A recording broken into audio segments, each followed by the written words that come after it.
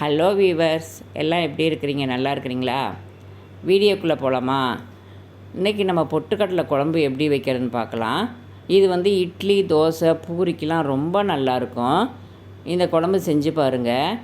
அடுப்பில் சட்டியை வச்சுட்டு சட்டி காஞ்சதுக்கப்புறம் நமக்கு தேவையான அளவு எண்ணெய் ஊற்றிட்டு, எண்ணெய் காஞ்சதுக்கப்புறம் கடுகு உளுந்தம்பருப்பு போட்டுக்கணும். கடுகு உளுந்தம்பருப்பு நல்லா பொரிஞ்சதுக்கப்புறம் இதுக்கு வெங்காயம் கொஞ்சம் நிறையா போட்டிங்கன்னா நல்லாயிருக்கும், நல்ல டேஸ்ட்டாக இருக்கும். அதனால் வெங்காயம் 2 வெங்காயம் எனக்கு தேவையான அளவு எடுத்துக்கிட்டேன். உங்களுக்கு எவ்வளோ வெங்காயம் தேவையோ எடுத்துக்கோங்க. வெங்காயம் போட்டு நல்லா வதக்கிக்கணும். வெங்காயம் நல்லா வதங்கணுன்னு அவசியம் இல்லை, கண்ணாடி பதம் வதங்கினா போதும். அதில் வந்து பச்சை மிளகாய் போடணும். நான் வரமிளகா தான் போட்டேன். பச்சை மிளகாய் போட்டிங்கன்னா இன்னும் நல்லா டேஸ்ட்டாக இருக்கும். பச்சை மிளகாய் உங்களுக்கு காரத்துக்கு தகுந்த மாதிரி பச்சை மிளகாயை போட்டு அதையும் வதக்கிக்கிட்டு, அதுக்கப்புறம் தக்காளி, இதில் 2 தக்காளி, இப்போ தக்காளியும் நிறையா போடலாம், நல்லாயிருக்கும், டேஸ்ட்டாக இருக்கும். அதனால் நான் 2 தக்காளி போட்டேன். தக்காளியும் போட்டு அதையும் நல்லா வதக்கிக்கோங்க. அதோடு கொஞ்சம் உப்பும் போட்டுக்கோங்க. உப்பு, கருவேப்பிலை எல்லாமே போட்டு அதையும் நல்லா வதக்கி எடுத்துக்கோங்க. அதுக்கப்புறம் நான் மிக்சியில் பொட்டுக்கடலையை போட்டு நல்லா பொடிச்சு வச்சுருக்கிறேன். பொட்டுக்கடலை அது நல்லா கொரகொரன்னுலாம் அடிக்கக்கூடாது, நைஸாக அடிக்கணும். நான் பாருங்கள் நல்லா நைஸாக அடித்து வச்சுருக்கிறேன். கையில் எடுத்து இப்படி பார்க்கும்போது அந்த கொரகொரப்பே இருக்கக்கூடாது, நல்லா நைஸாக இருக்கணும். அதுக்கப்புறம் இந்த வெங்காயம், தக்காளி, கருவேப்பிலை இதில் நான் மசாலா போட்டுக்கிட்டேன். என்ன மசாலா அப்படின்னா, நம்ம காரத்துக்கு தகுந்த மாதிரி சாம்பார் பொடி, கரம் மசாலா, மஞ்சத்தூள் போட்டுட்டு அதையும் இந்த வெங்காயம் தக்காளியோடு போட்டு அதையும் நல்லா வதக்கிக்கிட்டேன். அந்த பச்சை வாசம் போகிற அளவு நல்லா வதக்கி எடுத்துக்கணும்.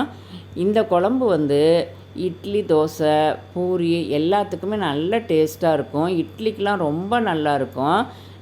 3 இட்லி சாப்பிட்ற இடத்துல 4-5 இட்லி சாப்பிட்லாம், அவ்வளோ நல்லாயிருக்கும். இது ரொம்ப ஈஸியான வேலை தான். இஞ்சி, பூண்டு இதெல்லாம் எதுவுமே போட வேணாம், ரொம்ப ஈஸியான வேலை தான் இது. அப்புறம் இந்த நம்ம பொடிச்சு வச்சுருக்கோம் பார்த்தியா, இந்த பொட்டுக்கடலை, இதை நல்லா தண்ணி ஊற்றி கட்டி இல்லாமல் நல்லா கரைச்சி எடுத்துக்கணும். கட்டியே இருக்கக்கூடாது. ஏன்னா அந்த தண்ணியில் நம்ம அந்த மசாலாவோட ஊற்றும் போது கட்டி கட்டியாக ஆயிரும். அதனால் நம்ம முன்னாடியே தண்ணி ஊற்றி நல்லா கட்டி இல்லாமல் நல்லா உடச்சி நல்லா கரைச்சி எடுத்துக்கிட்டு, அதுக்கப்புறம் அதை அந்த மசாலாவோட ஊற்றணும். ஊற்றி நல்லா கலக்கிக்கணும். சிம்மில் வச்சுக்கோங்க. ஏன்னா ஹையில் வச்சு நம்ம செஞ்சோம் ஊற்றினோம் அப்படின்னா ரொம்ப சீக்கிரமே கட்டி ஆயிரும். இது பொட்டுக்கடலை இல்லையா, அதனால் சீக்கிரமே கட்டி ஆயிரும். அதனால் சிம்மில் கொஞ்சம் வச்சு நல்லா அதை ஊற்றி நல்லா கலக்கிக்கங்க. கலக்கிட்டு உங்களுக்கு உப்பு தேவையான அளவு போட்டு டேஸ்ட்டு பார்த்துக்கோங்க. கொஞ்சம் ஊற்றுனதுக்கப்புறம் கொஞ்சம் கட்டியாகும். அப்போ உங்களுக்கு குழம்பு எவ்வளவு தேவையோ அவ்வளவு தண்ணி ஊற்றிக்கங்க. ரொம்ப தண்ணி ஊற்ற வேணாம். இட்லி, தோசைக்கு தொட்டு சாப்பிட்ற அளவுக்கு நமக்கு இருந்தால் போதும்.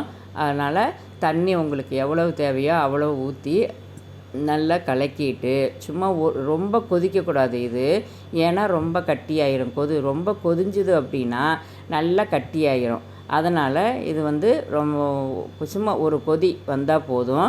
அந்த மாதிரி கொதிஞ்சு வரும்போது அதில் மல்லித்தழை போட்டு ஒரு கொதி வந்ததுக்கப்புறம் அடுப்பை ஆஃப் பண்ணிவிட்டு, நம்ம சட்டியில் செய்கிறோம் அப்படின்னா உடனே நம்ம வேறு பாத்திரத்தில் எடுத்து வச்சிடணும். ஏன் அப்படின்னா சட்டி சூடாகவே இருக்கும் பார்த்திங்களா, அதனால் இது ரொம்ப கட்டியாயிரும். அதனால் நம்ம இது செஞ்சு முடித்ததுக்கப்புறம் சட்டியில் செய்கிறோம் அப்படின்னா செஞ்சு முடித்ததுக்கப்புறம் நம்ம இதை ஒரு பாத்திரத்தில் வேறு பாத்திரத்தில் நம்ம மாற்றிடணும். அவ்வளோதான். அங்கே பாருங்கள், இந்த அளவு இருந்தால் நமக்கு போதும். இட்லி, தோசை, பூரி தொட்டு சாப்பிட்ற அளவுக்கு இந்த அளவு தண்ணி தண்ணி தண்ணி தண்ணி மாதிரி இந்த அளவு இருந்தால் போதும். ஏன்னா இருக்க இது கொஞ்சம் கட்டி ஆகும். அதனால் ஒரு கொதி வந்ததுக்கப்புறம் அதை ஆஃப் பண்ணிவிட்டு அவ்வளோதான். அதுக்கப்புறம் நான் இட்லி ஊற்ற ஆரம்பிச்சிட்டேன். எப்போவுமே நம்ம இட்லி ஊற்றும்போது கடைசி தட்டு லாஸ்ட்டு தட்டு இருக்குது பார்த்திங்களா, அந்த இட்லி தாங்க கொஞ்சம் நல்லாயிருக்கும், சாப்பிட்றதுக்கும் நல்லாயிருக்கும். மேல் தட்டு இட்லியை விட அடித்தட்டு இட்லி வந்து ரொம்ப சாஃப்டாகவும் இருக்கும். இட்லி சாப்பிட்றதுக்கும் ரொம்ப நல்லாயிருக்கும். அதனால் நான் வந்து இட்லியை அந்த குழம்பு வச்சதுக்கப்புறம், பொட்டுக்கடலை குழம்பு வச்சதுக்கப்புறம் நான் வந்து இட்லி ஊற்ற ஆரம்பிச்சிட்டேன். இந்த பொட்டுக்கடலை குழம்பு வந்து ரொம்ப ஈஸிங்க. இதுக்கு வந்து இஞ்சி பூண்டு போடணும், தேங்காய் அரைச்சி ஊற்றணும் அப்படிங்கிற அந்த இதே இல்லை, அந்த வேலையே இல்லை. ஈஸியான வேலை. வெங்காயம் தக்காளி இருந்தால் போதும், பச்சை மிளகாய் இருந்தால் போதும், அவ்வளோதான். கொஞ்சம் சாம்பார் பொடி, கரம் மசாலா, மஞ்சத்தூள் இது இருந்தால் போதும். ஈஸியாக செஞ்சிடலாம். இது சீக்கிரமே செஞ்சிடலாம், ஈஸியாக செஞ்சிடலாம். அவ்வளோதான். இட்லி வந்து வெந்துருச்சு. அடித்தட்டு இட்லி வந்து வெந்துருச்சு.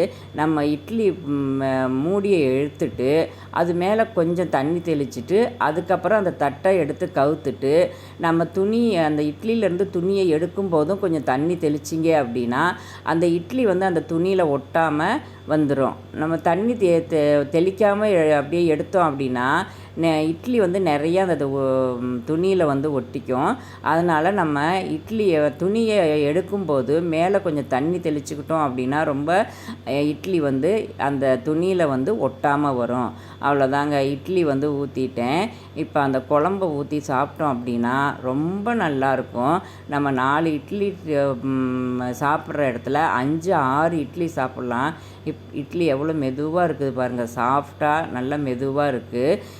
அதுக்கப்புறம் நான் என்ன பண்ணேன் அப்படின்னா அது மேலே வந்து குழம்ப ஊற்றிக்கிட்டேன். அந்த நம்ம பொட்டுக்கடலை குழம்பு ஊற்றிக்கிட்டேன்.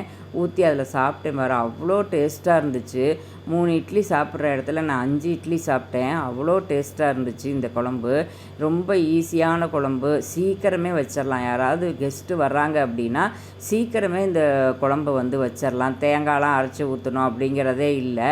சீக்கிரம் நம்ம வந்து இந்த குழம்பை வந்து வச்சிடலாம். அதுக்கப்புறம் நான் எப்போவுமே சமைச்சு முடித்தோன்னே எல்லாமே தொடச்சி அந்த இடமெல்லாமே தொடச்சி எடுத்துடுவேன். நம்ம இட்லி ஊற்றுறோம் பார்த்திங்களா, ஊற்றிட்டு நம்ம இட்லியெல்லாம் எடுத்துகிட்டு அந்த இட்லி பானையில் கீழே சுடுதண்ணி இருக்கும் பார்த்திங்களா, அதை வந்து வேஸ்ட்டு பண்ணக்கூடாது. நம்ம கீழே டக்குன்னு ஊற்றிடக்கூடாது. நம்ம வந்து கவுண்டர் டாப்பு, இந்த ஸ்டவ் மேலே இதுலலாம் கொஞ்சம் அப்படியே எடுத்து நம்ம தெளிச்சிட்டு அதுக்கப்புறம் நம்ம துணியை வச்சு நம்ம உடனே தொடச்சி எடுத்துட்டோம் அப்படின்னா அந்த எண்ணெய் பிசுக்கு எல்லாமே வந்துடும். அதனால் அந்த இதை வந்து நம்ம அந்த தண்ணியை வந்து நம்ம டக்குன்னு கீழே ஊற்றி வேஸ்ட்டு பண்ணக்கூடாது. அதை இந்த ஸ்டவ் மேலே, அந்த கவுண்டர் டாப் மேலே இதிலெல்லாம் நம்ம தெளிச்சிடணும். உடனே ஒரு டம்ளரில் எடுத்து அதெல்லாம் அப்படியே தெளிச்சிட்டு ஒரு துணி போட்டு நம்ம தொடச்சி எடுத்தோம் அப்படின்னா அதில் உள்ள எண்ணெய் பிசுக்கு பூரா வந்துடும். அதனால் அந்த தண்ணியை வந்து வேஸ்ட்டு பண்ணாதீங்க. அதை நல்லா தொடச்சி எடுத்துட்டிங்க அப்படின்னா அந்த இடம் வந்து அவ்வளோ பளிச்சிடும். சுடுதண்ணிங்கிறதுனால அந்த இடத்துல உள்ள அழுக்கு எல்லாமே வந்துட்டு அவ்வளோ நல்லா பளிச்சுன்னு இருக்கும். இது இவ்வளோதாங்க. இந்த குழம்பு செஞ்சு சாப்பிட்டு பாருங்கள், ரொம்ப நல்லாயிருக்கும், டேஸ்ட்டாகவும் இருக்கும். இது இட்லி, தோசை, பூரி இந்த இதுக்கு வந்து ரொம்ப நல்ல குழம்பு.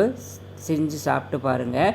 லைக் பண்ணுங்கள். சில பேர் வந்து லைக் பண்ணாமையே பார்த்துக்கிட்டு இருக்கிறீங்க, சப்ஸ்கிரைப் பண்ணாமையே பார்த்துக்கிட்டு இருக்கிறீங்க.